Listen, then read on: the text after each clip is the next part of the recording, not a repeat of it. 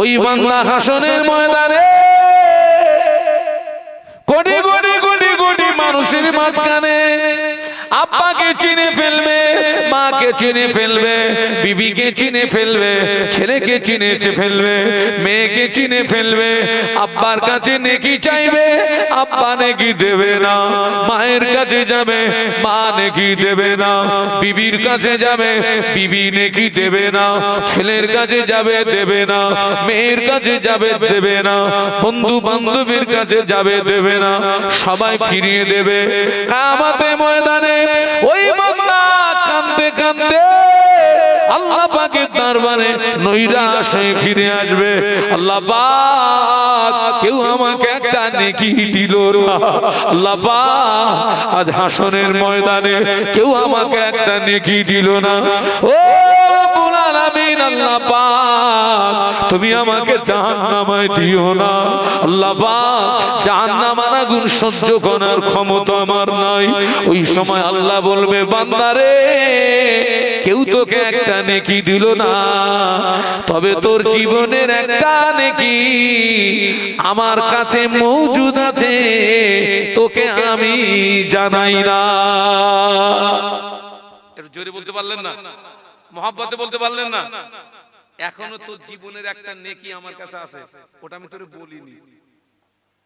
আচ্ছা, এইরকম সময় যদি আল্লাহর পক্ষ থেকে এইরকম একটা যদি বার্তা আসে, আচ্ছা বলুন তো বান্দা কিরকম খুশি হবে? বান্দা বলবে, আল্লাহ তুমি আজ হাসরের ময়দানে আমার সঙ্গে ঠাট্টা করছো নাকি? আল্লাহ আল্লাহ তুমি কি আমার সঙ্গে আজ হাসরের ময়দানে ঠাট্টা করছো, উপহাস করছো? আল্লাহ বলেন, বান্দা রে, ও আমার বান্দা, আজ হাসরের ময়দানে আমি তোর সঙ্গে ঠাট্টা করি না বান্দা, উপহাস করি না বান্দা। বান্দা বলে, আল্লাহ পাক আমার জীবনের যে নেকিটা তোমার কাছে মওজুদ, ওটা আমার জীবনের কোন নেকি? ও আমার বান্দা রে, তুই এক রাতে ঘুমিয়েছিলি বান্দা, ওই ঘুমিয়ে ঘুমিয়ে এক কাত থেকে যখন অপর কাতে গিয়েছিলি, ওই ঘুমিয়ে ঘুমিয়ে এক কাত থেকে যখন অপর কাতে গিয়েছিলি, এক করোড় থেকে যখন অপর করোটে গিয়েছিলি, তোর জবান থেকে একবার আল্লাহ শব্দ বেরিয়েছিল। ও আমার বান্দারে, তুই ঘুমের ভিতরে একবার আল্লাহ বলার কারণে তোর যে নেকি হয়েছে, ওই নেকিটা আমার কাছে মওজুদ আছে। ও আমার মালাইকারা, এই নেকিটা নিয়ে আমার বান্দার নেকির পাল্লায় চাপিয়ে দাও। ফেরেশতারাই ওই নেকিটা নিয়ে বান্দার নেকির পাল্লায় যেই না চাপিয়ে দেবে, আল্লাহর হুকুমে বান্দার নেকির পাল্লাটা ভারী হয়ে যাবে। এইবার আপনি বলেন, এখানে বসে আমরা কতবার আল্লাহ বলেছি? আমরা কতবার সুবহানাল্লাহ বলেছি? আমরা কতবার দরুদ শরীফ পড়েছি? আমরা কতবার কলেমা শরীফ পড়েছি? এই একবার দরুদ শরীফ যদি কবুল হয়ে যায়, একবার সুবহানাল্লাহ যদি কবুল হয়ে যায়, একবার আল্লাহু আকবার যদি কবুল হয়ে যায়, একবার কলেমা শরীফ যদি কবুল হয়ে যায়, ওটাই কিয়ামতের ময়দানে জান্নাতে যাওয়া ওসিলা হয়ে যাবে। জোরে বলুন। সেই জন্য বলছি, সময় অপচয় করেন না, যতটুকু সময় পান একটু আল্লাহ বিল্লাহ করেন, আল্লাহকে ডাকুন। আজকে তাম পৃথিবীতে মুসলমানদের যে অবস্থা, তাতে এটা কিন্তু স্পষ্ট হয়ে গেছে, তাম পৃথিবীর জমিনে মুসলমানদের আহা বলার একমাত্র আমাদেরকে বাঁচাতে পারে কে? একটু জবান খুলে বলুন। তিনি আমাদেরকে বাঁচাতে পারেন, তিনি আমাদেরকে মারতে পারেন। ইন্নাল্লাহা আলা কুল্লি শাইইন কাদির। সমস্ত ক্ষমতার মালিক কার হাতে?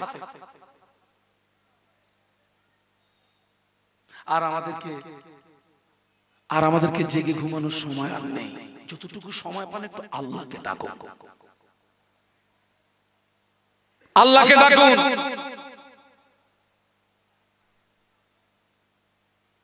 আজকের আমাদের ভিতরে নামাজ নেই, ইবাদত নেই, আমল নেই, কিচ্ছু নেই, পুরো শুকনো কাঠ হয়ে গেছে। বাস্তব বলছি না? বাস্তব বলছি।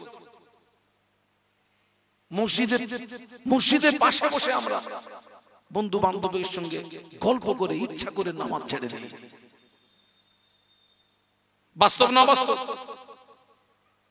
আজকের অধিকাংশ মাহফিল গুলো এখন তো মাহফিল মানে কুটুম্বিতে করার একটা কি, এখন মাহফিল হলে 14 গোষ্ঠীর কুটুম দাওয়াত করতে হয়। হ্যাঁ, কত গোষ্ঠী বলেছি? 14 গোষ্ঠীর কুটুম। ওই কুটুম থাকাবে না হুজুর থাকাবে? শ্বশুর শাশুড়ির খেদমত, শালা শালি এসেছে ওদের খেদমত। বাবা খবর নিয়ে দেখেন অধিকাংশ মাহফিলে ওই মায়েরা কুটুম্বিতে, আপনার বাড়িতে মেহমান আসলে, কুটুম আসলে তাদেরকে বাবা মেহমানদারি করতে হবে তো, খাওয়াতে হবে তো। খবর নিয়ে দেখবেন ওই বাড়ির অধিকাংশ মহিলারা কিন্তু এশার নামাজ পড়েনি। এশার নামাজ না পড়ে কি করতেছে? খেদমত করতেছে। লাভ হলো না লস হলো? একটু জোরে বলো খোকা। তোমার 1 টাকা হারিয়ে গেছে, তুমি 3 টাকার মোমবাতি কিনে খুঁজতেছো। হারিয়ে গেছে কত? 1 টাকা মোমবাতির দাম। লস হচ্ছে না? মেহমানদারি করুন, নিজের আখিরাতটাকে নষ্ট করে নয়। এশার নামাজটা আদায় করুন, এশার নামাজটা পড়ুন।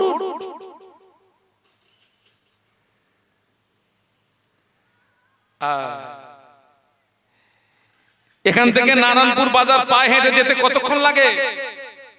10 মিনিট। ফজরের নামাজ আদায় করেছে, ফজরের নামাজ আদায় করে আপনি নারায়ণপুর বাজারে যাবেন। আপনি যদি নেকির ভিখারি হন, আপনি বাড়ি থেকে পায়ে হেঁটে যাবেন। আপনি বাড়ি থেকে বেরিয়েছেন, হাঁটতে হাঁটতে যান, আর গুনগুন আওয়াজে একটু কলেমা শরীফ পড়ুন, একটু দরুদ শরীফ পড়ুন, একটু সুবহানাল্লাহ পড়ুন, একটু আলহামদুলিল্লাহ পড়ুন। নারায়ণপুর বাজারে যাওয়া হবে, 10 মিনিটে অনেক নেকি কামাই হবে। একটু বলুন না সুবহানাল্লাহ। বসিরহাটে যাবেন, মোটর বাইকে যাবেন, যান, মোটর বাইকের পিকআপটা টানুন, আর গুনগুন আওয়াজে কলেমা শরীফ পড়ুন, দরুদ শরীফ পড়ুন, সুবহানাল্লাহ পড়ুন, আলহামদুলিল্লাহ পড়ুন। দেখতে পাওয়া যাবে আপনার জায়গায় যাওয়া হবে, আল্লাহর রাস্তে নেকি কামাই হবে। এসব আজকে মানবে ভাই, এতটুকু বিশ্বাস রাখবেন। শাহানুর আপনাদেরকে এই কথাগুলো বলছে মানে ও আমলটা আলহামদুলিল্লাহ শাহানুর আলমের ভিতরে আছে। সেই তো গাড়ির ভিতরে বসে রয়েছে রে ভাই, তুই ফাও বসে থাকবো কেন?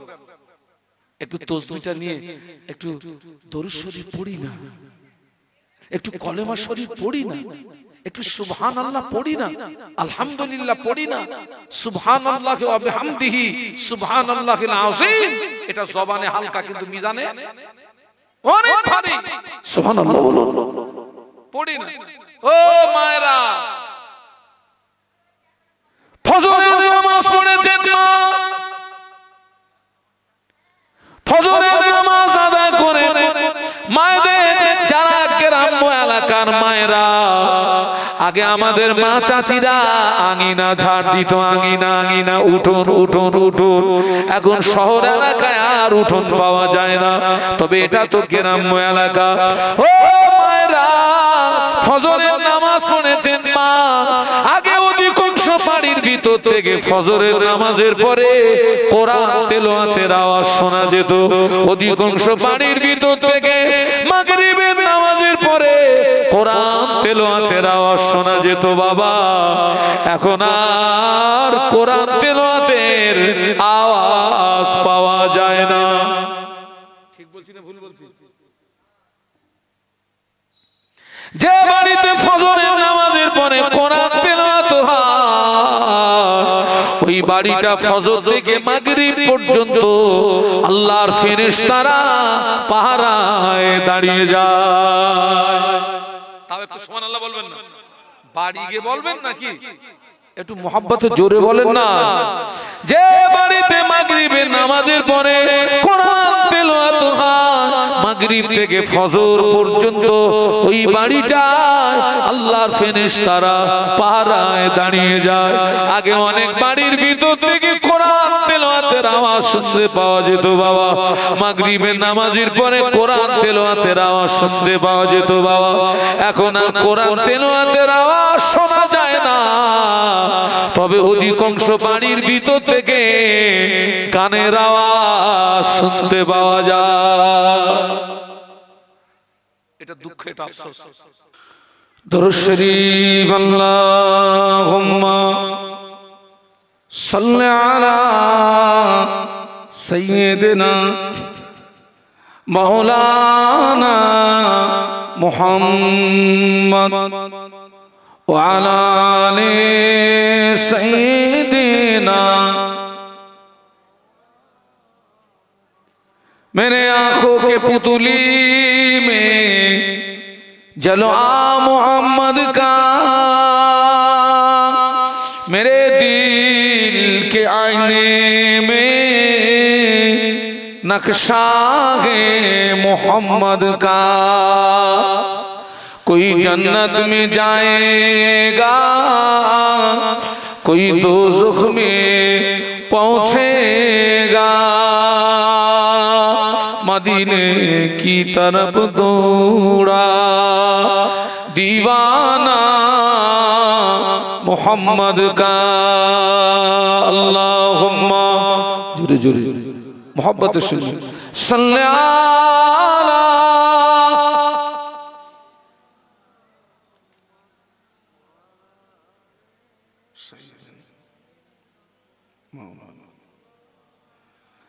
জবান খুলে বলুন আল্লাহু আকবার।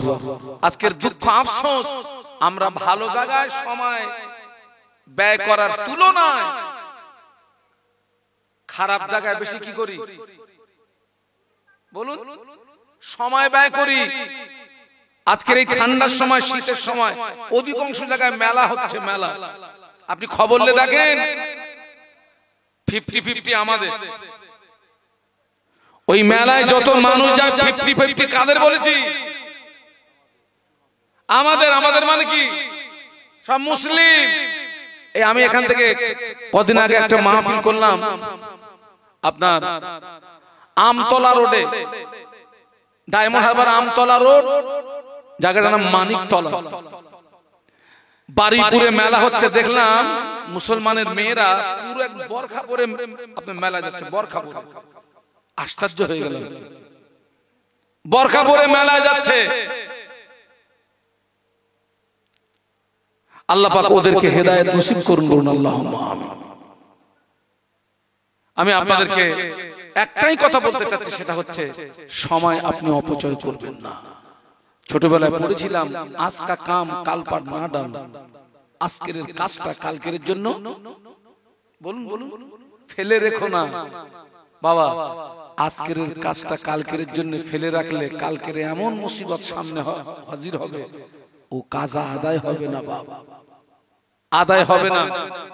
আল্লাহ পাক হায়াতে রেখেছেন, সুস্থ রেখেছেন, সময়টা আল্লাহর ইবাদতে দেন। সুস্থ থাকতে ইবাদত করো, টাকা থাকতে দান করো। অসুস্থ হয়ে গেলে ইবাদত করার মন মানসিকতা থাকলেও শরীর আর পারবে না বাবা। আমি সেই জন্য তো অনেক মাহফিলে বলি, পারলে মাঝে মাঝে একটু হসপিটালে যাবেন, হসপিটালে যাবেন, মেডিসিন ওয়ার্ডে যাবেন, মেয়েদের ওয়ার্ডে যাবেন না, ছেলেদের ওয়ার্ডে যাবেন। আমি কিন্তু মাঝে মাঝে হসপিটালে যাওয়ালো, মন যখন খুব দুনিয়ার দিকে আকৃষ্ট হয়, আমি তখন ছুটে হসপিটালে চলে যাই। হসপিটালে যাবেন, বেশি বেশি কবর জিয়ারত করবেন, কবর জিয়ারত করবেন। গিয়ে দেখবেন হসপিটালে এক এক মানুষ এক এক রোগে আক্রান্ত, আর এক এক রোগের কষ্ট এক এক রকম। চোখের দুই কিনারা দিয়ে শুধু পানি গড়াচ্ছে, হাহুতাশ করছে। যারাই ওই বেডে শুয়ে হাহুতাশ করছে, আল্লাহ এইবারে যদি সুস্থ হতে পারতাম, সময় তোমার ইবাদতে কাটাতাম। এতদিন কোথায় ছিলি? আল্লাহ তোকে তো সুস্থ রেখেছিল, তুই তো কাঁসা মেরে লাফাইছিস। ফজরের আযান হয়ে গেল,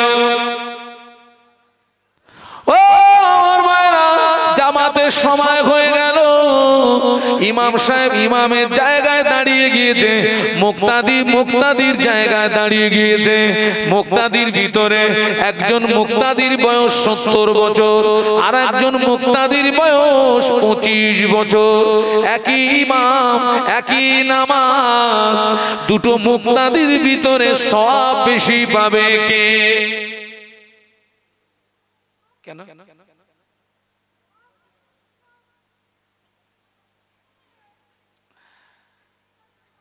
যারা চাকরিজীবী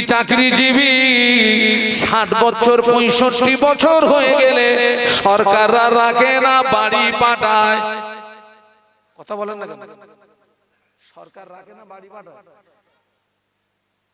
টাকা দিচ্ছি বাড়ি যা, আর তো চলবে না। কেন? তোরে যে জন্য নিয়েছিলাম সে কাজার, তুই এখন চোখে কম দেখিস, কানে কম শুনিস, ঘন্টায় 13 বার পেশাব করিস, তুই পেশাব থাকাবি না, আমার কাজ করবি। ওই জন্য তোর কাজ করতে হবে না, বাড়ি যা, টাকা দিচ্ছি বসে খা। ওই যে কি টাকা দেয়, পেনশন দেয় না, বসে বসে খা। ও আপনার সুস্থ জীবনটা আল্লাহর ইবাদতে দিলেন না, আপনার যৌবন বয়স আল্লাহর ইবাদতে দিলেন না। এখন বুড়ো হয়ে গেছেন, উঠতে গেলে বাবারে, বসতে গেলে মারে, ঘন্টায় 13 বার পেশাব করবা, তুমি পেশাব থাকাবা না, নামাজ পড়বা।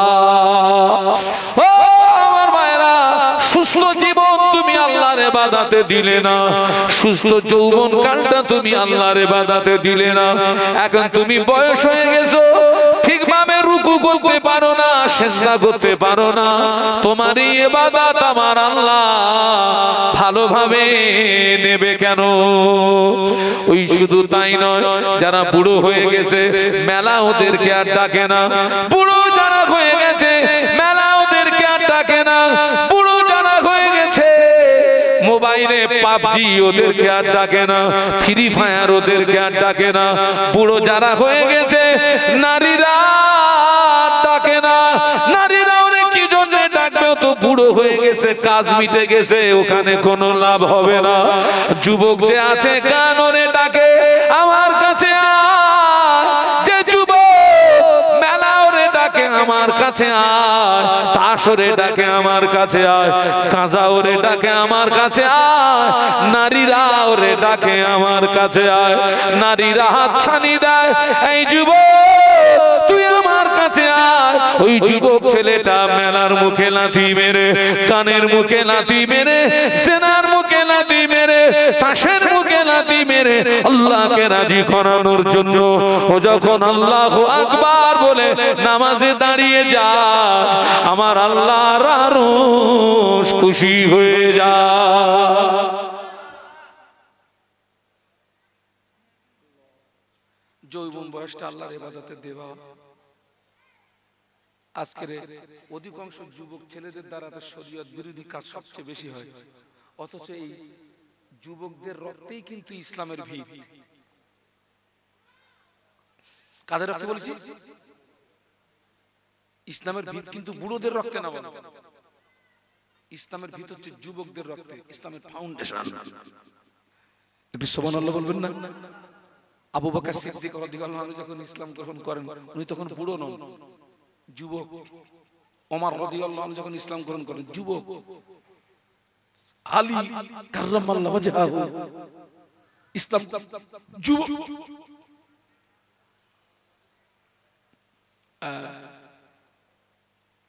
সময় অপচয় করেন না বাবা।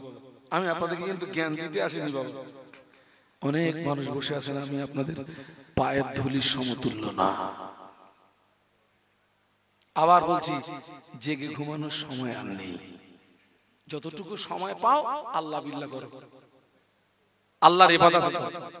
সময় যতটুকু পাও আল্লাহর ফাদখুলি ফি ইবাদি ওয়াদখুলি জান্নাতি। একটু সুবহানাল্লাহ বলা যাবে? একটু মহব্বতে বলা যাবে? ফামান কানা ইয়ারজু লিকা রাব্বিহি ফালইআমাল আমালান সালিহান ওয়ালা ইউশরিক বিইবাদাতি রাব্বিহি আহাদা। আল্লাহর সঙ্গে যদি আপনি মোলাকাত করতে চান, আপনাকে দুটো কাজ করতে হবে। আমালান সালিহান, নেক আমল করতে হবে, আর ইবাদতের ভিতরে কাউকে বলুন শরীক স্থাপন করা, আল্লাহ পাকের দিদার পেয়ে যাবেন। বলুন সুবহানাল্লাহ। জান্নাতে যদি যেতে চাও, ফাদখুলি ইবাদি ওয়াদখুলি জান্নাতি। আমাদেরকে ভালো হতে হবে ভাই, আমাদেরকে পরিবর্তন হতে হবে ভাই। আর কবে ভালো হব, আর কবে মসজিদের সঙ্গে সম্পর্ক তৈরি করব, আর কবে নামাজের পার্টির সঙ্গে সম্পর্ক তৈরি করব ভাই। পৃথিবীর জমিনে বহু পার্টি আছে বাবা, কোন পার্টি অন্য পার্টির সঙ্গে সম্পর্ক রাখবেন মদের থেকে পৌঁছে দেবে, অন্য পার্টির সঙ্গে সম্পর্ক রাখবেন নারীর থেকে পৌঁছে দেবে। মসজিদের সঙ্গে সম্পর্ক রাখবেন, মসজিদের পার্টির সঙ্গে আপনি মসজিদের সময় দেবেন, মসজিদের পার্টিতে সময় দেবেন। আল্লাহর নামে শপথ করে বলছি, ওই মসজিদের পার্টি আপনাকে আল্লাহর জান্নাতের দরজায় পৌঁছে দেবে।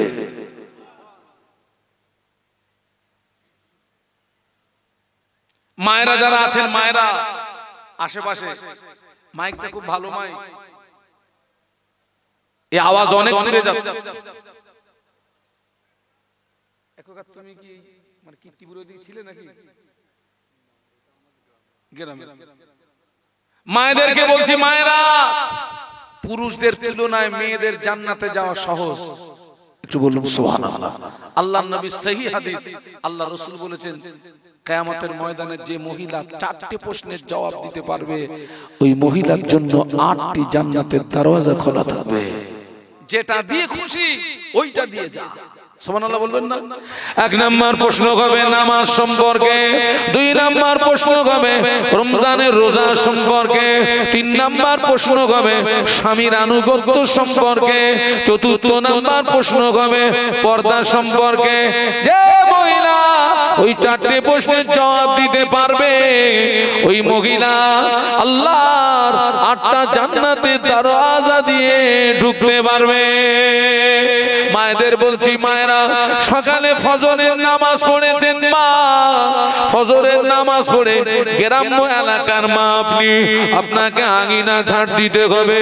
ও মা, আপনি আঙিনা ঝাড় দেন, আর গুনগুন আওয়াজে কলেমা শরীফ পড়ুন মা, একটু দরুদ শরীফ পড়ুন মা, একটু সুবহানাল্লাহ পড়ুন মা, আলহামদুলিল্লাহ পড়ুন মা।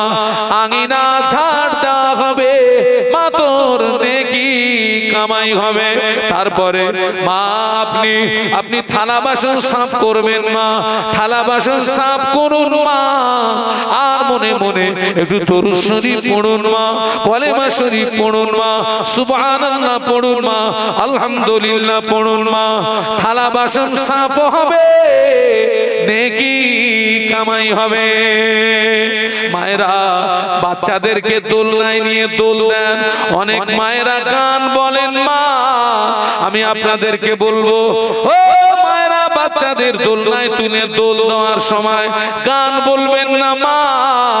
আপনি বাচ্চাকে দোল দেন আর কলেমা শরীফ পড়ুন, লা ইলাহা ইল্লাল্লাহ, লা ইলাহা ইল্লাল্লাহ, লা ইলাহা ইল্লাল্লাহ, লা ইলাহা ইল্লাল্লাহ, লা ইলাহা ইল্লাল্লাহ। ও মা, আপনি দেখবেন একদিন আল্লাহ আপনার কলিজা টুকরার জবান থেকে কলেমা জারি করে দেবে।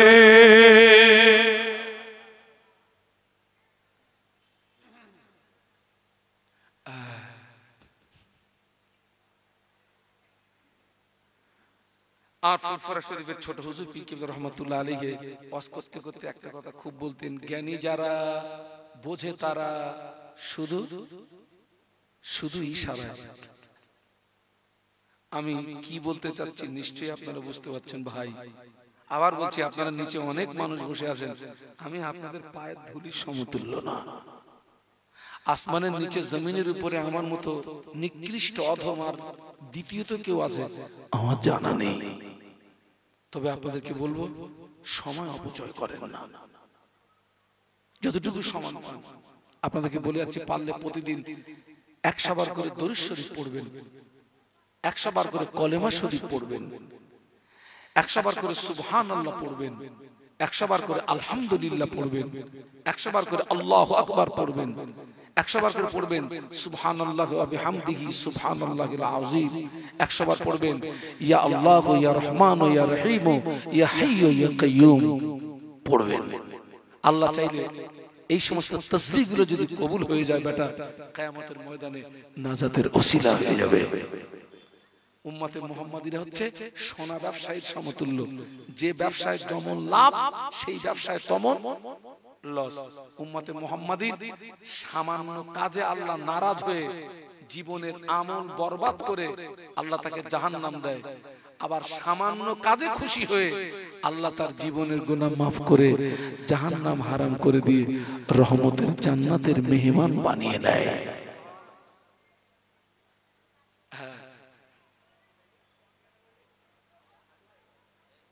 আমাদেরকে পরিবর্তন হতে হবে, নামাজি হতে হবে, আল্লাহ ওয়ালা হতে হবে, জাকিরিন হতে হবে। ওয়াজ নসিহত আল্লাহ চাইলে সারা জীবন শোনান, কিন্তু জেনে রাখবেন সারা জীবন যদি অশোনেন, আমল যদি না করেন, বালির বাঁধ তৈরি হবে। আমল বাংলা মানে হচ্ছে বাস্তব জীবনে রূপ দেওয়া, বাস্তব জীবনে রূপ দেওয়া। আমার ছেলেরা আজকের এখানে যারা আমরা আছি সবাই 5 ওয়াক্ত নামাজ পড়বেন, সাপ্তাহিক জুমার নামাজ পড়বেন। এখনো পর্যন্ত আমার সমাজে অনেক পুরুষ এবং অনেক নারীরা 5 ওয়াক্ত নামাজের সঙ্গে সঠিকভাবে সম্পর্ক তৈরি করতে বলুন পারেন, অথচ আল্লাহ নবী সাহাবীদের জীবন দেখুন, নবীর জীবনী দেখুন। মদিনার মসজিদে নববী শরীফে ফজরের আযান হয়ে গেল। মদিনার মসজিদে নববী শরীফের মুয়াজ্জিন হাফসি বেলাল মদিনার মসজিদে নববী শরীফে যখন আযান দিতেন, হাফসি বেলালের আযানের আওয়াজ আল্লাহ পাকের আরশ মুআল্লাতে পৌঁছে যেত। একটু সবাই মিলে বলা যাবে, আযান হয়ে গেছে। আল্লাহ নবী নিজে ইমাম, আল্লাহ নবী নিজে ইমামতি করতেন। মদিনার মসজিদে নববীতে নামাজ হলো, আল্লাহ নবী প্রত্যেকদিন, আমার দিকে তাকান, প্রতিদিন ফজরের ফরজ নামাজের পরে সাহাবীদেরকে নিয়ে ওয়াজ নসিহত করতেন। আজও দেখবেন যারা মদিনা শরীফে গেছেন, ফজরের নামাজের পরে সব এক এক জায়গায় বসে বসে কি হয়, তালিম হয়। তো আল্লাহ নবী সাহাবীদেরকে নিয়ে ওয়াজ নসিহত করতেন প্রত্যেকদিন। একজন সাহাবী উনি নামাজ পড়েই সোজা বাড়ি, কোনদিন নবীর ওয়াজ নসিহতের মজলিসে বলুন বলুন বসে না, নামাজ শেষ কোনো কথা না, একদম সোজা বাড়ি। অন্য সাহাবীরা ওই সাহাবীর ব্যাপারে নবীর কাছে নালিশ দিলেন, হুজুর আপনার ওই সাহাবীটা কোনদিন আপনার ওয়াজ নসিহতের মজলিসে বসে না, হুজুর কোনদিন বসে না, ওই আপনার পিছনে নামাজ পড়ে চলে যায়। আল্লাহ নবী ওই সাহাবীকে ডাকলেন, ও সাহাবী, কেন তুমি নামাজ পড়ে চলে যাও, কেন আমার ওয়াজ নসিহত শোনো না? ওই সাহাবী আল্লাহ নবীর নূরের বদনের দিকে চেয়ে কেঁদে উঠে বলেছিলেন, ইয়া রাসূলুল্লাহ, হাবিবাল্লাহ, আমি আপনার একজন গরীব সাহাবী। কি সাহাবী? আমি একজন আপনার গরীব সাহাবী। হুজুর আমরা স্বামী স্ত্রী, আমাদের দুইজনের মাঝখানে কাপড় মাত্র একটি। হুজুর আমরা স্বামী স্ত্রী, আমাদের দুইজনের মাঝখানে কাপড় মাত্র একটি। হুজুর আমি যখন মসজিদে আসি, আমার স্ত্রী উলঙ্গ হয়ে গুহার ভিতরে প্রবেশ করে, ওই কাপড়টা পরে আমি নামাজ আদায় করি। আমি নামাজ আদায় করে আপনার ওয়াজ নসিহত যদি শুনতে যাই, সূর্য যদি উদয় হয়ে যায়, আমার বিবির নামাজটা ছুটে যাবে, বিবির নামাজটা কাজা হয়ে যাবে। এই জন্য আমি দেরি না করে জলদি গতিতে বাড়িতে চলে গিয়ে আমি উলঙ্গ হয়ে গুহার ভিতরে প্রবেশ করি। এই কাপড়টা পরে আমার বিবি নামাজ আদায় করে। আমার বিবি উলঙ্গ হয়ে গুহার ভিতরে প্রবেশ করে। এই কাপড়টাকে পরে আমি হালাল রুজি অন্বেষণের জন্য বেরিয়ে যাই। ইয়া রাসূলুল্লাহ, স্বামী স্ত্রীর ভিতরে একটা কাপড় থাকার কারণে আপনার নসিহত শুনতে পারি না, অমনি বাড়িতে চলে যাই। একটু সুবহানাল্লাহ বলা যাবে? মহব্বতে বলা যাবে? স্বামী স্ত্রী দুজনের মধ্যে কাপড় কটা? নামাজ কাজা আছে? আমরা কি করছি?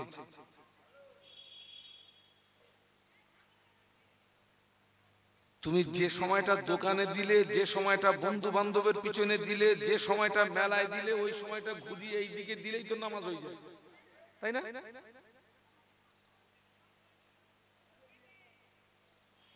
আমরা জন্মেছি মানে মৃত্যু হবে।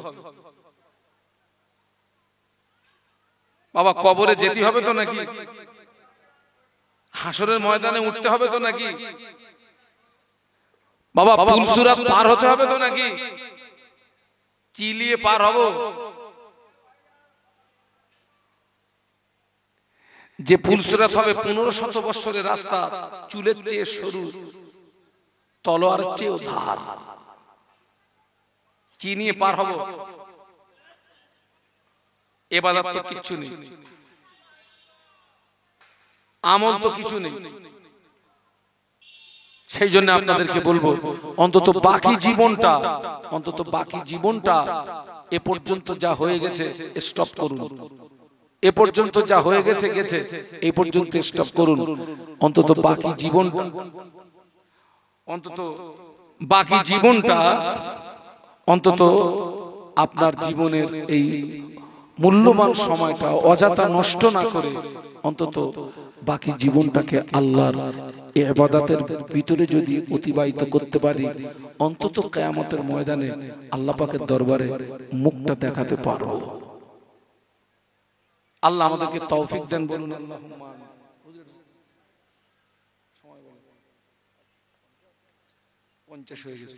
আমি আপনাদের কাছ থেকে বিদায় নেব, তবে তার আগে একটা কথা বলি। আমি নেমে যাওয়ার আগে একটু হাত তুলে দোয়া করব। আজকের এই মাহফিলটা হচ্ছে মসজিদের উন্নতি কল্পনা, আর মসজিদে কাজ চলতেছে না। এখন আপনারা কিছু টাকা দিতে পারবেন? নগদে দিতে হবে না। 10 জন আমাকে 1000 করে আপনারা ওয়াদা দেন, টপ টপ করে নাম লিখি, একটু হাত তুলে দোয়া করে আমি চলে যাই। মসজিদে দেবেন, লাভ কি হবে? আল্লাহ রাসূল বলেছেন, মান বানা আলিল্লাহি মসজিদান বানা আল্লাহু লাহু বাইতান ফিল জান্নাহ। বলুন সুবহানাল্লাহ। এক নম্বরে কে আছেন একটু বলুন তো, হাত তুলুন তো, যে হুজুর আমি 1 নম্বরে মসজিদে 1000 টাকা দেব ইনশাআল্লাহ। মসজিদে 1000 টাকা। যিনি নাম্বার 1 হবেন তিনি ধন্য। কে আছেন একটু বলুন। ওই মসজিদের জন্য দেবেন, 1000 দেবেন। আলহামদুলিল্লাহ। আমার ভাই দেবেন 1 নাম্বার। আল্লাহ কবুল করেন। আমি চাইছি 10 জন। 10 জন চাইছি কেন জানেন? ওই 10 এর একটা গুরুত্ব আছে। দিলে আমি বলবো ইনশাআল্লাহ, দিলে আমি বলবো ইনশাআল্লাহ। 2 নম্বরে কে আছেন বলুন। 1000 টাকা দেবেন মসজিদের জন্য। এতগুলো মানুষ একটু বলুন। আল্লাহু আকবার। আজকে দিতে হবে না আপনাকে, আপনি ওয়াদা করেন। 2 নম্বরে কে আছেন একটু বলুন যে হুজুর আমি মসজিদের জন্য 1000 টাকা দেব। আল্লাহর রাস্তায় একটু হাতটা তুলে দেন। নিশ্চয়ই আপনারা দিয়েছেন, আপনারা না দিলে তো এ পর্যন্ত হয়নি। 1000 টাকা। আলহামদুলিল্লাহ। কি নাম ভাই? আচ্ছা নাম। আচ্ছা আচ্ছা আচ্ছা আচ্ছা। নাম কি? নূর হাবশায়ের নূর আমিন। গত বছর 1000 টাকার ওয়াদা ছিল, ওটা দিয়ে দিয়েছি, আগামী বছর আবার 1000 টাকা রদ আল্লাহ কবুল করে। আচ্ছা, আমার আরেক ভাই উনি ওয়াদা করেছেন গোপনে, কিন্তু উনি সেটা নগদে দিয়ে দিলেন। আলহাজ মাজেদ সাহেব, কই আমি দেখি মাজেদ সাহেব কই।